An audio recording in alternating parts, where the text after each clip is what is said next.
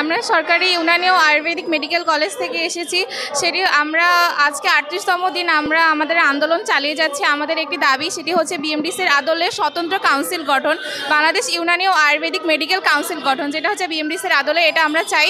এই দাবিটি বাস্তবায়নের জন্যই আমরা আজকে 38তম দিন থেকে এখানে আন্দোলন করতেছি। শ্রুতি এটা নিয়ে অনেক মিটিং হচ্ছে উপদেষ্টা পর্যন্ত, যতক্ষণ না পর্যন্ত তারা আমাদেরকে এই জিনিসটি বাস্তবায়ন করবে ততদিন পর্যন্ত আন্দোলন চলবে। আমাদের একটি নির্দিষ্ট পূর্ণাঙ্গ আইন কাউন্সিল নেই, সেজন্য আমরা 1 জুলাই থেকে আজকে 7 তারিখ মোট 38 দিন যাবৎ আন্দোলনরত আছি। আমাদের একটাই দাবি, সেটা হচ্ছে আমাদের পূর্ণাঙ্গ একটি আইন কাউন্সিল।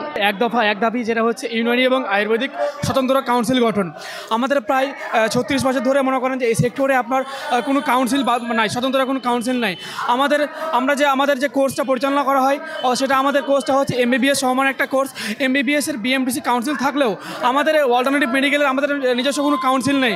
এই কাউন্সিল না থাকার কারণে আমরা যারা লেখাপড়া শেষ করে, আমরা গ্র্যাজুয়েশন শেষ করে আমরা চেম্বার করতে যাই, আমাদের সেখানে হয়রানি, পুলিশি মামলা, বিভিন্ন আমাদের হয়রানির শিকার হতে হয়। তাছাড়া আমাদের চাকরি নিয়ে বিভিন্ন চাকরি আমাদের নিজস্ব কোনো চাকরির কোনো আমাদের অপশন নেই।